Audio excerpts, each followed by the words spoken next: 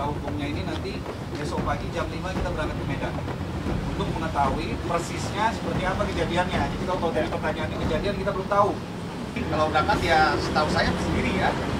Setahu saya sendiri. Memang sebelumnya pernah ngasih tahu ke saya sekitar 4 hari yang lalu lah.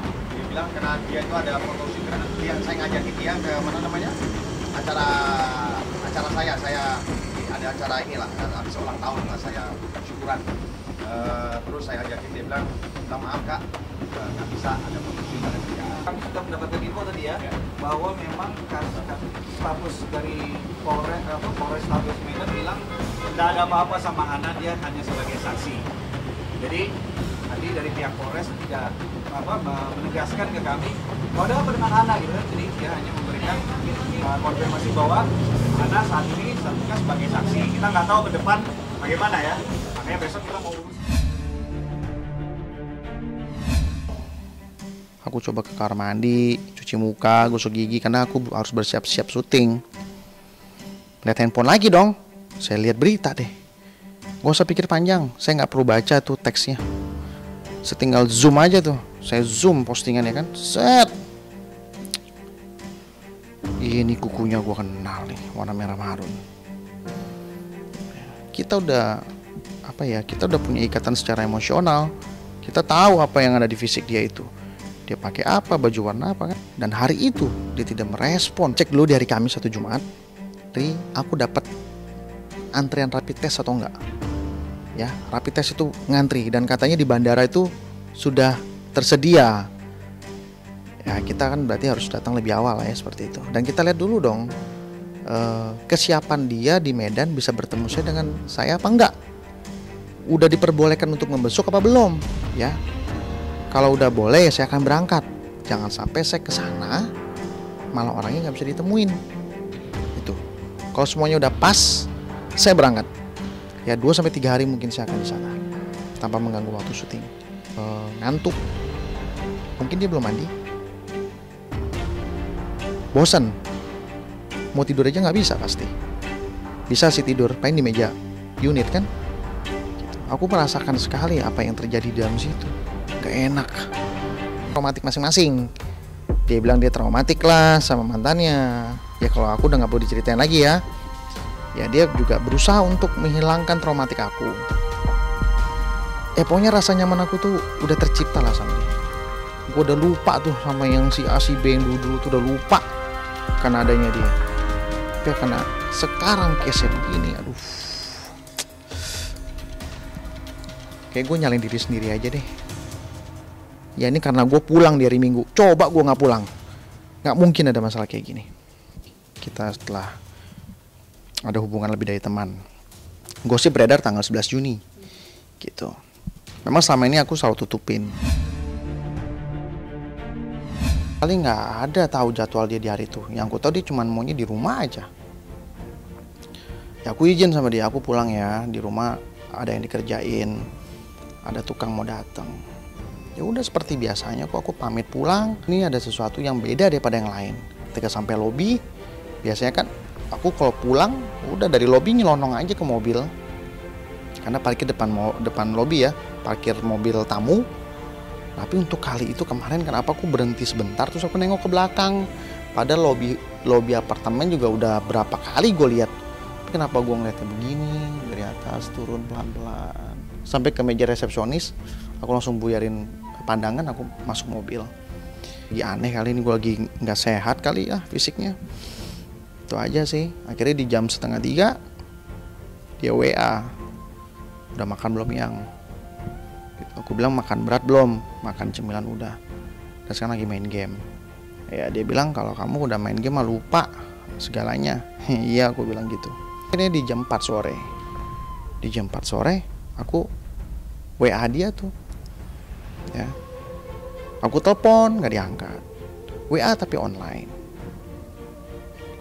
Oke, aku pikir dia lagi ribet kali, nggak bisa balas dengan cepat.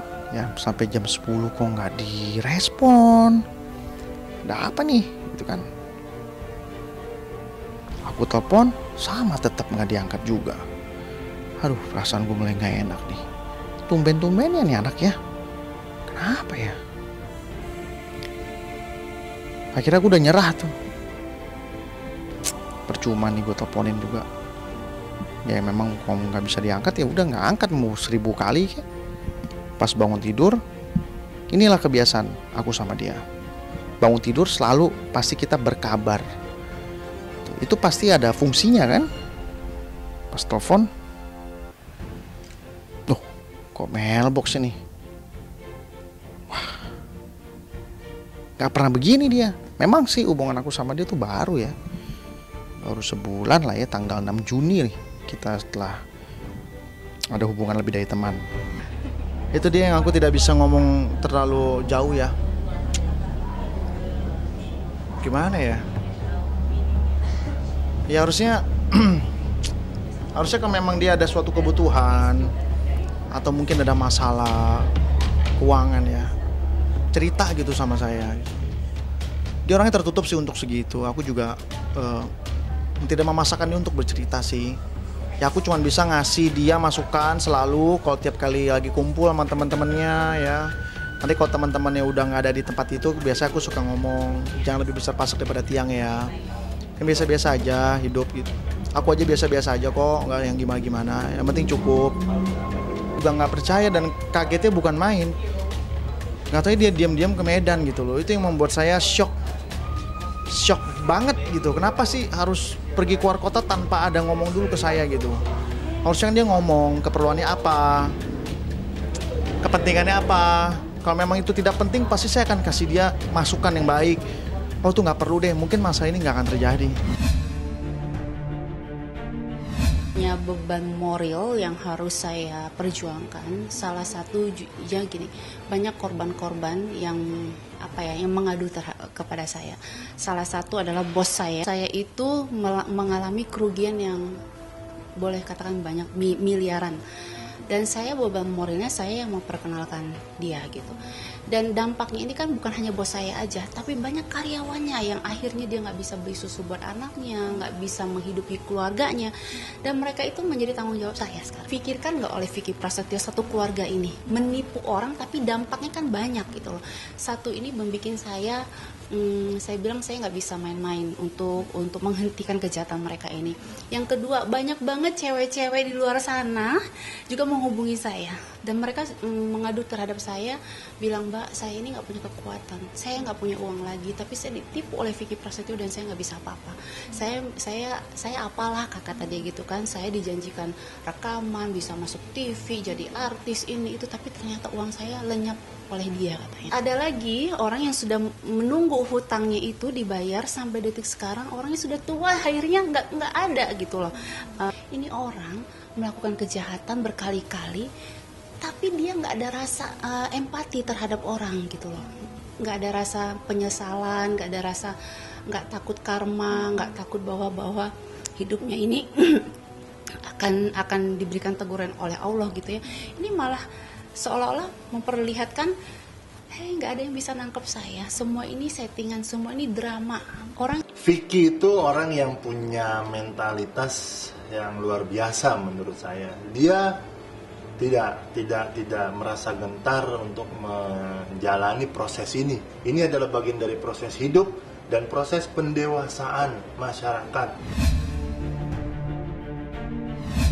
Begitu saya diinfoin oleh pihak kepolisian bahwa ini sudah cukup bukti dan cukup kuat dengan semua alat bukti yang sudah diamankan oleh pihak kepolisian, alhamdulillah polisi menemukan ini jebakan yang luar biasa. Karena kan gini, pada saat dia menuduh saya berzina, saya sudah membuktikan. Sampai saya ini dibawa di visum di rumah sakit besar, itu atas permintaan saya, bukan dari pihak kepolisian. Tetapi karena pada saat itu saya sudah dilaporkan, saya sudah diboyong sama mereka di Kapolres Selatan, tentunya saya visum pun didampingi oleh 2 polwan dan 2 polisi. Dan di dalam itu sudah disiapkan kayak dokter dan beberapa suster.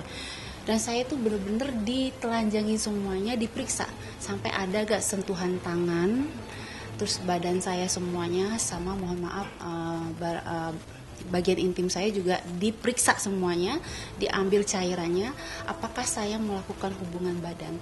Dan yang bikin saya agak lega lagi, ternyata pihak kepolisian, karena saya kan minta, Pak buru-buruan dong Pak, cepet Pak, karena saya nggak mau nanti dibilangnya alat bukti ini hilang gitu kan. Ternyata dokter mengatakan tenang aja Mbak Angel, karena kalaupun Mbak Angel pernah melakukan hubungan badan 2 minggu yang lalu, sekarang pun masih bisa kelihatan. Jadi saya lega gitu. Jadi apa yang mereka tuduhkan saya berzina, saya melakukan hal-hal yang tidak baik pada saat itu semuanya kan. Jadi buat saya ya inilah keadilan yang saya dapatkan gitu ya. Setelah semua bukti sudah saya berikan kepada pihak kepolisian, dia menggiring opini bahwa saya ini istri berselingkuh dan tertangkap di dalam kamar. Sementara kan bukan itu. Dan tayangan yang sebelum media masuk itu, makanya itu fitnah. Itu fitnah.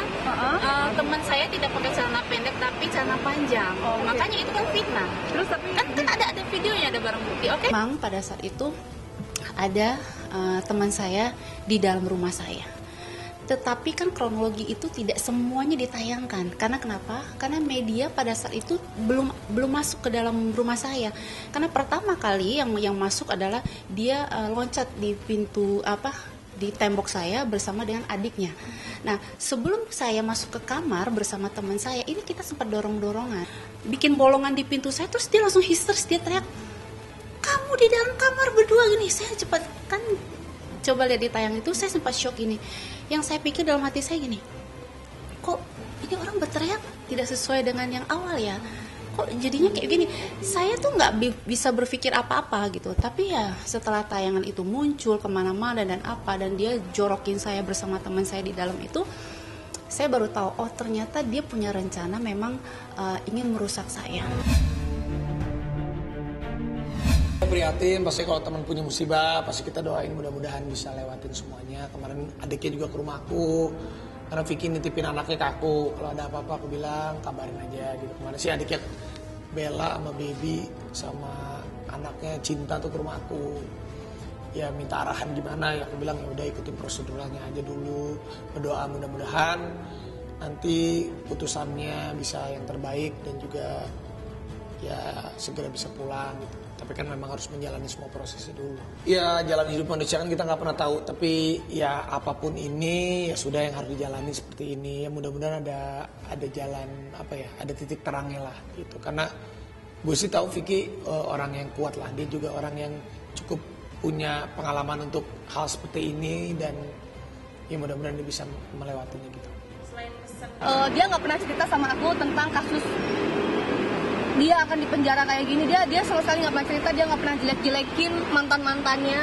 Dia selalu berbicara apa yang ada di hadapannya, dia fokus terhadap rencana-rencana dia ke depan. Makanya kenapa aku bilang dia orang baik, karena mungkin treatment ke aku dengan ke teman-teman yang lain mungkin beda ya. Yang aku lihat sih memang dia tidak ada pernah bikin sesuatu yang merugikan aku, itu sih penipuan dan segala macam. Kalau dari sifat, jujur aja, dia nggak pernah merugikan aku. Dan yang aku tahu, dia tuh banyak banget nolong orang dan ngasih kerjaan sama orang, itu aja. Jadi, ya aku turut berduka cita dalam hati. Ini kan hal buruk ya. Mas Vicky orang baik. Dalam hal kebaikannya dia mungkin banyak kesalahannya, dia manusia nggak sempurna. Tapi mudah-mudahan kita banyak belajar dari apa yang sudah terjadi.